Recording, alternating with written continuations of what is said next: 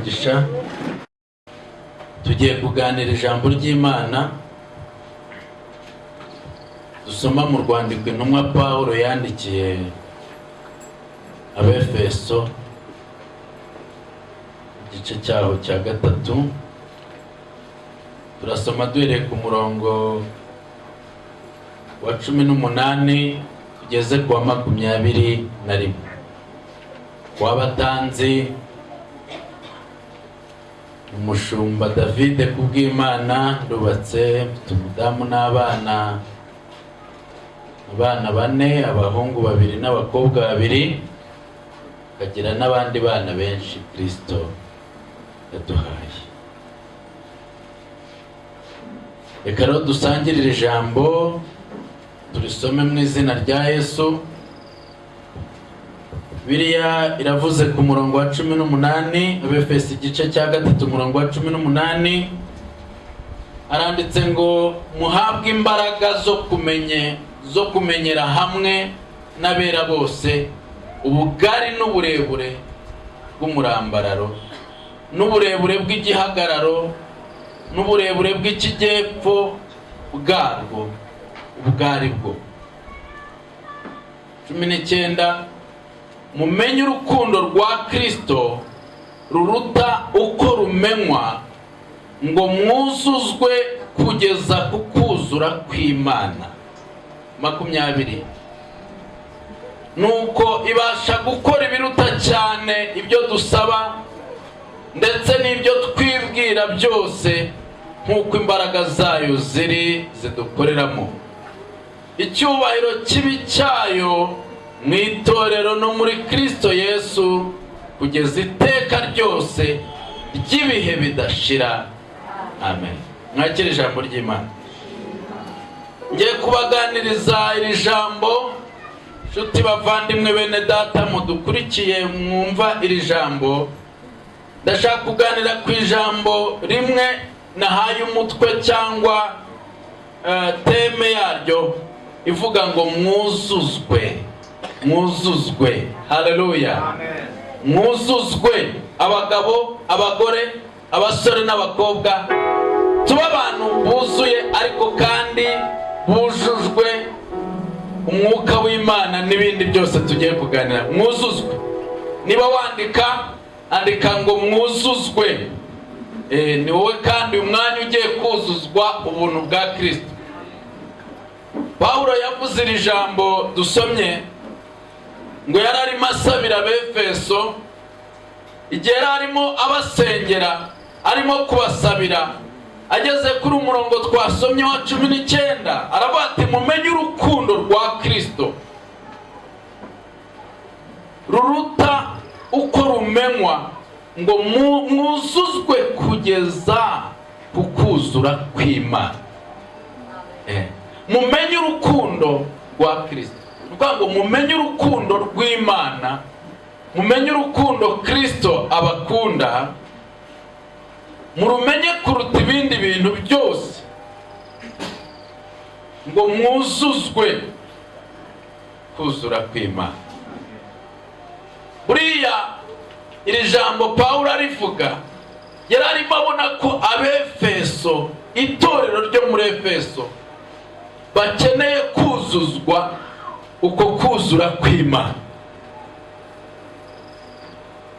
Iyo amazi ari mu kintu atuzuye, turavuga ngo iki kintu kirimo amazi ariko nticyuzuye, cyangwa se amazi ntiyuzuyemo.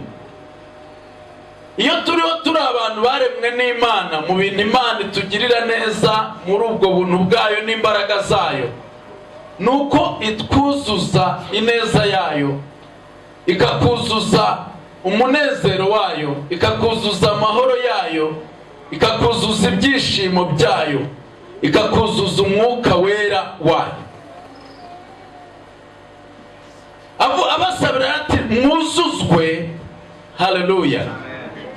Murabizi ko dusenga ndetse tukuzuzwa umwuka wera tubujujwe n'Imana, ndetse tukaba dushyitse tunasendereye ubwo buntu bw'Imana bwa Kristo. Ariko kuzuzwa n'Imana umwuka wera, ndabizi ko ari cyo kintu kiryoha cyane kandi kizana umunezero n'ibyishimo iyo wujujwe n'Imana ibihe byiza. Iyi Mana yakujuje indirimbo, iyo yakujuje umunezero wayo, iyo yakujuje ibyishimo byayo, iyo yakujuje amahoro yayo, iyo yakujuje ibyiza biva kuri yo, kandi ukaba wuzuye koko nk'uko Imana ishaka, uba uri umukristo ushyitse kandi koko ubunezerewe, ufite n'ibihe byiza bibonerwa mu Mana. Icyo Imana ishaka rero ku itorero muri iki gihe cya none ni ukuba uri umukristo, uri umugabo cyangwa umugore, ariko wuzuye bwa buntu bw'Imana, wuzuye kamere y'ubumana. Ni ukuvuga ngo uba umukristo wuzuye gukiranukira Imana, wuzuye kubaha Imana, wuzuye urukundo rwa Kristo, wuzuye gukora ibyo Imana ishaka, wuzuye amahoro Imana itanga, wuzuye gutekereza kw'Imana. Ubu umuntu wuzuye umunezero uva ku Mana utavuye ku bindi bintu, kuko hari ibintu byakunezeza ariko ibyishimo n'umunezero by'ibyo bintu bikarangira. Ubu umuntu wuzuye gukiranuka ku manywa ndetse na nijoro. Haleluya, haleluya.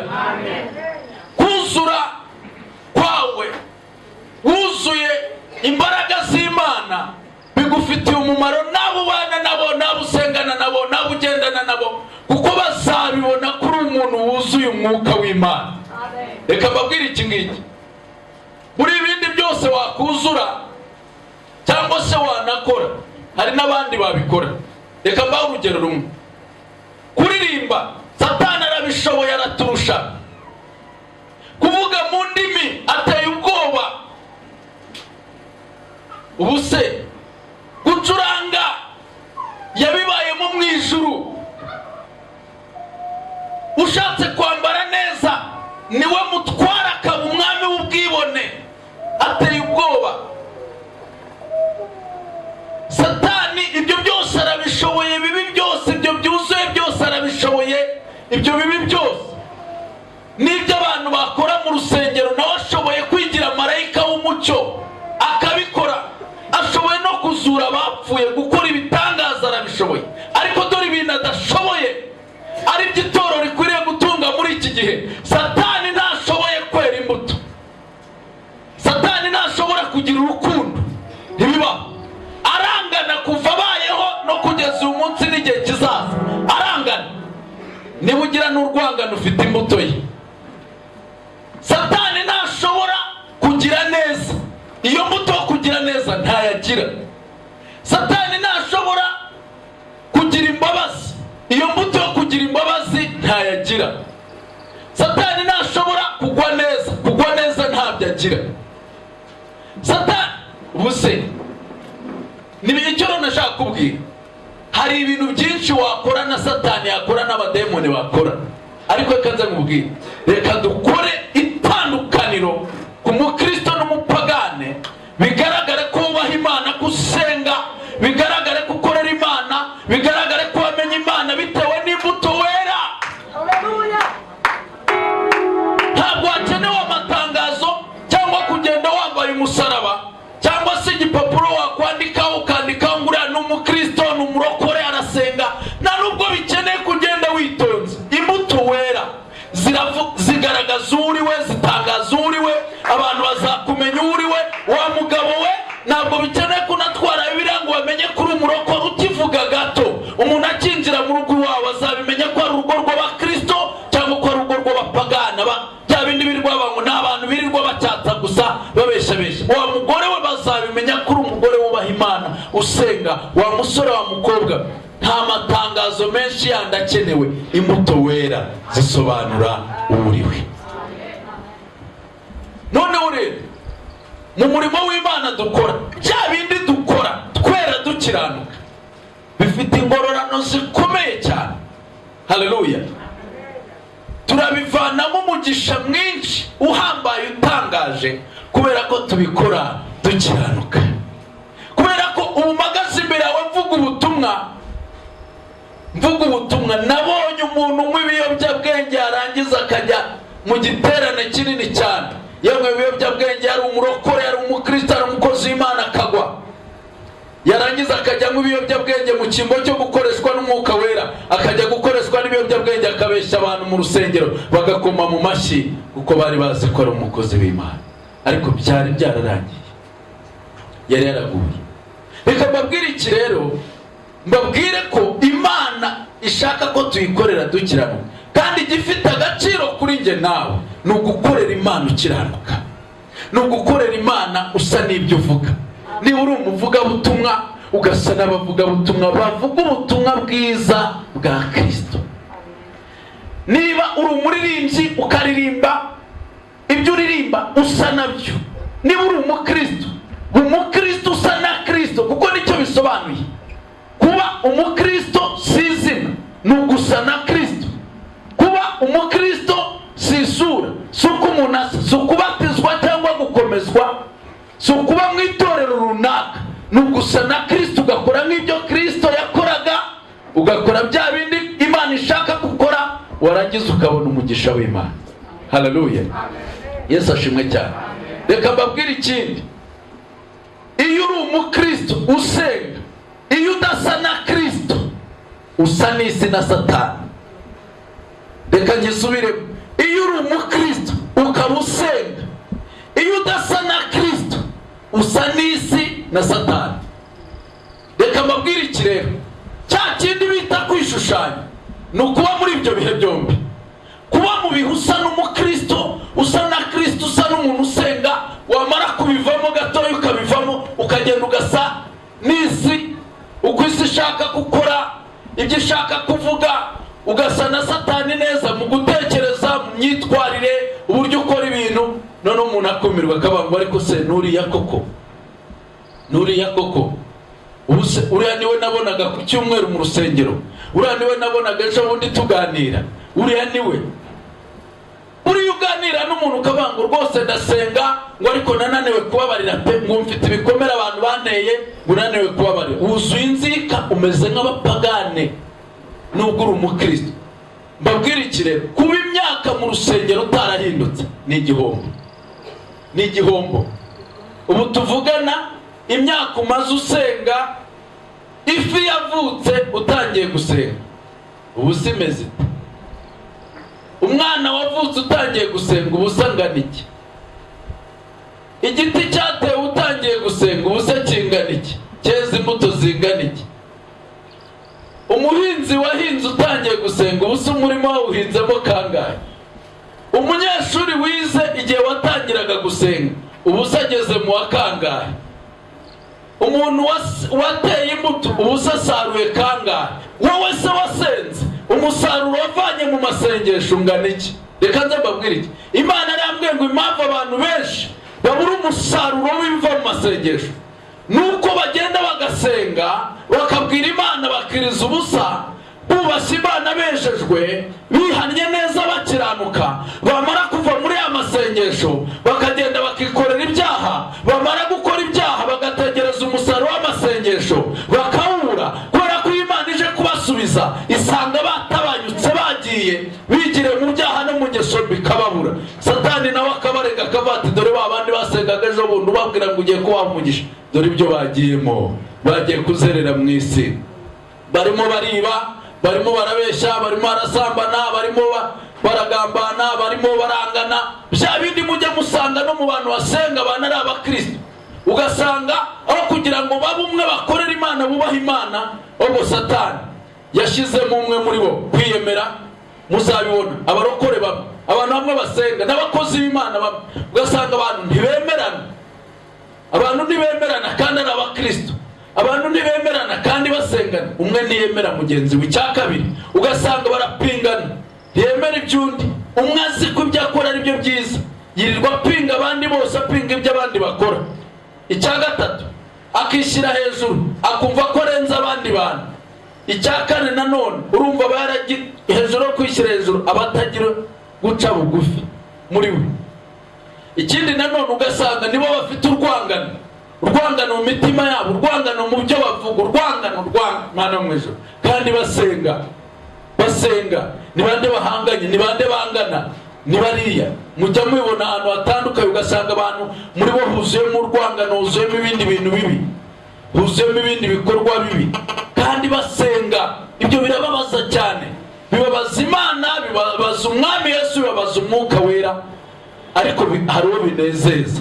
Uwo binezeza ni Satani, se w'ibibi byose.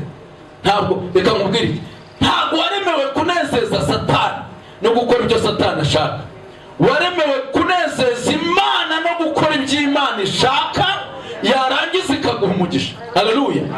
Reka mbabwire iki ngiki, burari ibintu mujya mukora mu mubiri mushaka kunezeza imibiri yanyu, mushaka kunezeza abantu ba runaka, kandi mwakabaye mukora ibintu byose kugira ngo icyambere munezeze Imana, ibaha ubuzima, ibaha kubaho. Icya kabiri, namwe munezere. Kunezeza isi izakwitura iki? Kunezeza umubiri bizagusigira iki? Bimwe na bimwe muri byinshi binezeza abantu bituma basoza nabi, bagira n'iherezo ribi. Icyamukamenya ko ukwiriye kunezeza Imana yaguhamagaye. Haleluya, haleluya. Icyamukamenya ko ukwiriye kunezeza Imana mu buzima bwawe bwose. Ikindi nakutangariza gikomeye, reka ibintu byose wita ko bikunezeza ariko bigutandukanya n'Imana bireke. Ndakugira inama uyu mwanya wumvirija, reka ibintu byose uzi ko binezeza kamere yawe, binezeza umubiri wawe, binezeza ubuzima bwawe, binezeza imibereho yawe, binezeza ubwonko bwawe, binezeza ya kamere yawe ikunda gukora ibyaha ariko bitanezeza Imana, bireke. Niki Imana igushakaho? Imana irashaka kubireka, Imana irashaka kubivamo, Imana irashaka witandukanya nabyo. Ibikunezeza bitanezeza Imana bireke, nukuri uzabona umugisha. Bireke, nubireke uzabona ukuboko kw'Imana. Imana irashaka guha umugisha abantu baretse byose bakayikurikira, abantu baretse bya byaha byose bakabata biturabiretse, byemisemo gukurikira Umwami Yesu, bakabireka bagakurikira Imana. Imana iraza kubaha umugisha. Haleluya. Imana iraza guha umugisha abagabo n'abagore, abasore n'abakobwa bafite ibyo baretse kubwo kubaha Imana. Imana iraza guha umugisha ingo, imiryango, ingo z'abagabo n'abagore bafite ibyo baretse kubwo kubaha Imana, bafite ibyiza bakora kubwo gukorera Imana. Imana iraza kubaha umugisha. Abasore, abakobwa bubashye Imana ishobora byose baraza guhabwa umugisha niyo bubashye. Erega gukorera Imana ni byiza, nta gihombo kirimo. Gukorera Imana ni byiza, ni umugisha ukomeye. Gukorera Imana niho honyine mu gukorera Imana hatari igihombo, hatarimo igihombo. Ibyo wakora byose, hari ibintu uzakora ukicuza n'impamvu wabikoze. Hari n'ibintu uzakora byinshi ntubone umusaruro wabyo kubera ko wabikoreye abantu, wabibye mu murima utera, watakaje imbaraga zawe ukora akazi runaka, umusaruro wabuze, watakaje umwanya wawe muri business runaka, ibihombo biraje, wafashe amafaranga yawe wayakoresheje ibindi bintu runaka, arahombye. Wagire neza abantu wagire neza bakwituye nabi, ubwo icyo nacyo kibaye igihombo. Ariko reka nze mbabwira, ahantu hatarimo igihombo ni mu gukorera Imana honyine. Imana izatugororera bya byiza byose twayikoreye. Haleluya. Ikindi muri iri jambo rivuga ngo mwuzuzwe. Haleluya. Warasenze n'ubu urasenga, ariko hari ibintu Imana yagombaga kukuzuza udafite kandi wagombaga kugira nk'umukristo. Njyewe ndatura n'imbere yawe n'imbere y'Imana, ndakwatura ngo uyu mwanya wuzuzwe. Haleluya, haleluya. Icyambere, twuzuzwe imbaraga z'Umwuka Wera ziduha gutsinda intege nke, ziduha gutsinda kamere. Twuzuzwe imbaraga z'Umwuka Wera. Haleluya. Umugabo wuzuzwe imbaraga z'Imana, umugore wuzuzwe imbaraga z'Imana, umusore n'umukobwa wuzuye imbaraga. N'abantu nibakubona banga uriya muntu, yewe uriya muntu yuzuye imbaraga z'Imana, uriya muntu yuzuye Umwuka Wera. Haleluya. Abamenye ko wuzuye kamere nibahinduke bakurebe, nibaguhindukirira bakubonye babone ko wuzuye Umwuka Wera w'Imana. Abakuzi kuri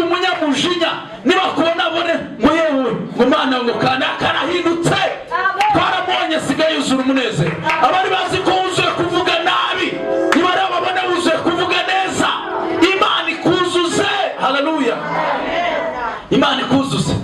Ikindi nanone, uhorana agahinda n'umubabaro iyo uryamye, iyo ugenda mu nzira, iyo uri wenyine, umutima wawe wumva nta mahoro ufite, ariko Imana ikuzuza amahoro yayo. Imana ikuzuze. Haleluya, haleluya. Ukeneye Imana kukuzuza avuga ngo amina cyane. Dukeneye ko Imana itwuzuza. Imana ikuzuza amahoro, amahoro Imana itanga, amahoro atazanwa n'amafaranga, amahoro atazanwa n'umugabo cyangwa n'umugore, amahoro atazanwa n'abana, amahoro atazanwa n'akazi. Reka mbabwire ngo dufite amahoro Kristo agomba kuduha, kandi amahoro atanga adashingiye ku kintu na kimwe. Iyo tuyavuga twicaye hano cyangwa uri mukurikiranira ijambo, ugira ngo amahoro nyine ukabyumva gutyo gusa, ariko ni amahoro wagira warwaye, waba uri mu gitanda, waba uri mu bitaro, ariko ukavuga ngo Imana y'amahoro icyo nzi neza, ukamera nka Yobu, uti umucunguzi wanjye ariho kandi amaherezo azahagarara mu isi. Haleluya. Nuko uba ugomba kuba ufite izindi mbaraga z'igitsikamutima. Kuba muri harimo amahoro, ukaryama, babandi baryama bikanga ngo ndikanga abajura, wakumva akantu gakomye uti ndumva ibyo ngibyo ni ibibazo, wakumva ibindi bintu, Satani ahora gutera ubwoba, wabaye imbata y'ubwoba kubera ko nta mahoro ufite. Ariko ayo mahoro Imana itanga, niwuzuzwa amahoro, araza gutsinda ubwoba bwose wari ufite, araza gutsinda iterabwoba ry'abadayimoni. Bakubwira urapfuye, ntacyo uzimarira, nta n'icyo uzageraho, izo mbaraga zose zigutera ubwo bwoba ziraza gutsindwa n'amahoro Imana itanga. Ikindi nanone ni ukugira ngo wuzuzwe umunezero. Reka mbabwire iki, dushobora kwishima mu gitondo, nimugoroba tukababara. Ushobora no kuba useka mu gitondo, nimugoroba ukaburira. Ariko reka nze mbabwire iki, mu Mana niho honyine hari imbaraga zitwuzuza umunezero. Reka mbabwire ibanga ryo kuzura umunezero uva mu Mana. Itari ukuvuga ngo musenge mu bisenge, oya oya oya. Bura abana b'Imana bafite impamvu zo kwishima. Izo mpamvu nizo zituma ushobora kugira umunezero, nubwo waba uri mu kaga, nubwo waba ubayeho mu buzima runaka, ariko ukagira umunezero. Bera niba ngo mwishime, ni Pawulo abivuze, ndongera ndabivuga ngo mwishime. Uwo munezero, ibintu byatuma ugira umunezero, icyambere reka nyivuga uko birivuga kuri Kristo. Ndavuga ngo Yesu Kristo yihanganiye umusaraba, ngo niyita ku isoni zawo, ngo kubera ibyishimo, kubw'ibyishimo byari bimushyizwe imbere. Bivuga ngo umusaraba wari uteye ubwoba, wari unakomeye, ariko ntiyawitaho kubera ko yabonaga ibyishimo biri hirya y'umusaraba. Hirya y'umusaraba rero, Yesu yabonaga hirya y'umusaraba, yabonaga itorero ririho, yabonaga abo yapfiriye bahabwa ubugingo buhoraho, barabo kurimbuka. Ibyishimo yabonaga nawe ubwe nyuma y'urupfu agiye kuzamurwa, akongera akisura mu ijuru aho yabaye. Niyo mpamvu ngo yihangane umusaraba, ntiyite ku mubabaro yaterwaga n'umusaraba. Ikintu cyatuma ugira umunezero ni iki? Ni ukutita ku byo uhura nabyo bikugerageza, kubera ureba hirya y'ibikugerageza. Nukuvuga ngo niba hari ibikuriza, ariko birenze amaso ukareba hirya y'ibikuriza hari iki? Niyo mpamvu duhora tuvuga ukuntu iyo umubyeyi atwite yagiye kunda arababara, ariko akavuga ati ntacyo, nubwo ibise bimereye nabi, ariko ndaza kubyara umuhungu cyangwa umukobwa, iyi ndangira irimo umwana. Akihanganira ibise no kuribwa n'inda, kubw'ikiri buve muri bya bise, kubw'ikiri buve muri yanda amaze amezi 9 atwite. Ikigomba gutuma tunezerwa abantu cyangwa n'ibibazo bishaka ko turira, nuko tureba hirya y'ibitugerageza, hirya y'ibiturwanya, hirya y'ibikubabaza, hirya y'abantu bagutesha umutwe, hirya y'abakugaya, hirya y'abakunegura, hirya y'abavuga ko ntacyo uzimarira, hirya y'abavuga ko utazashaka cyangwa ko utazabyara cyangwa ko utazatera imbere cyangwa ko nta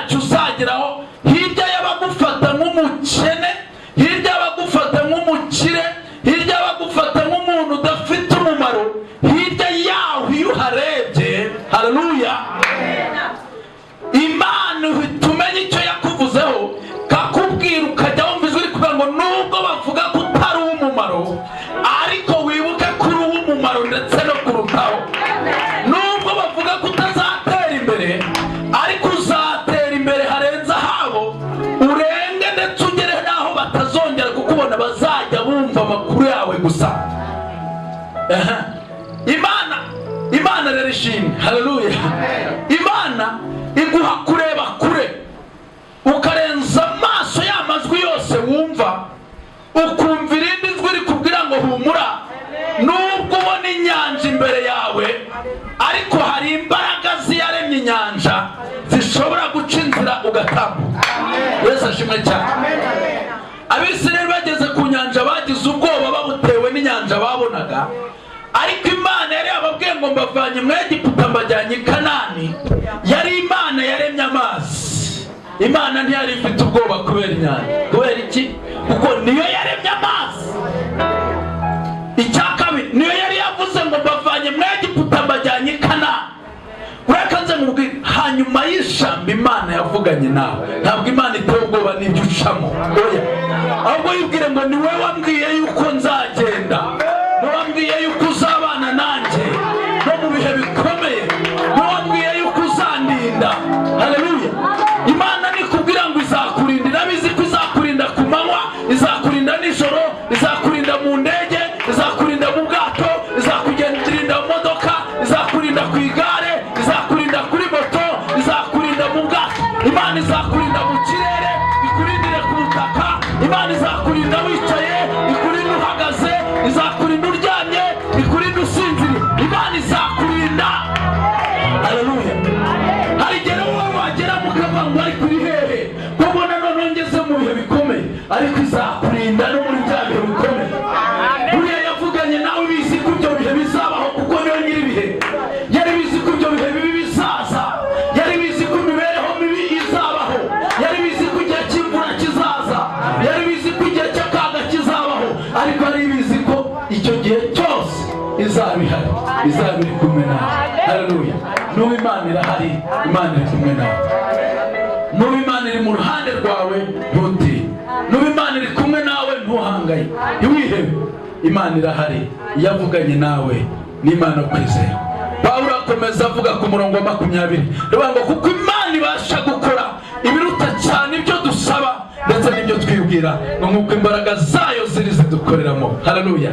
Imana ibasha gukora ibiruta cyane, icya mbere ibyo dusaba, icya kabiri ibyo twibwira, icya gatatu nk'uko imbaraga zayo ziri zitubamo, zidukoreramo. Imana irashoboye. Tuzamura icyubahiro, irashoboye. Haleluya. Irashoboye. Ibyo twasabye Imana ibasha gukora ibiruta ibyo twayisabye. Ibasha gukora ibiruta ibyo twayingingiye, bya bindi twiririje ubusa. Ibasha gukora ibiruta cyane ibyo wiririje ubusa. Ibasha gukora ibiruta cyane bya bindi wasengeye iminsi 7. Imana ibasha gukora ibyo ibiruta cyane ibyo wibwira. Ibyo wibwira ni bito cyane, ni bito cyane kubyo izakora, ni bito cyane kubyo izakora. N'ibyo utekereza ko Imana izakorera umuryango wawe ni bito cyane kubyo izakorera umuryango wawe. Tujye gusenga Imana, Imana ibuzuze. Haleluya. Imana ikuzuze umuryango wawe, Imana ibuzuzemo ibyiza. Umutima wawe Imana iwuzuzemo ibyiza. Ubuzima bwawe Imana ikuzuze. Wowe utasinziraga, Imana ikuzuze ibitotsi bivuye kuri yo, uzajya uryama usinzira. We warotaga inzozi mbi, Imana ikuzuze inzozi nziza. Amen. Haleluya. We wabonaga nta cyerekezo, Imana ikuzuze ubuzima bwawe bwuzuzemo icyerekezo. Hari icyerekezo cyiza Imana izanye ku buzima bwawe, hari icyerekezo kizima Imana igushyizemo. Imana ibahe umugisha. Duhaguruke dusenge. Mana, turagushimiye ko wabanye natwe muri amateraniro. Tugushimiye ibihe byiza waduhaye nyakubahwa. Tugushimiye ijambo ryawe twumvise, tugushimiye indirimbo zakuririmbiwe. Turagushimira ku bwa byose wakoze. Izina ryawe nirihabwe icyubahiro. Umugisha buri muntu wese waje muri amateraniro, Uwiteka abarinde, abaha amahoro, abaha umugisha mwebwe ubwanyu n'abanyu bose, mu izina ry'Imana Data n'Umwana n'Umwuka Wera. Amen. Komeza mubane n'amahoro ya Kristo kandi mugire icyumweru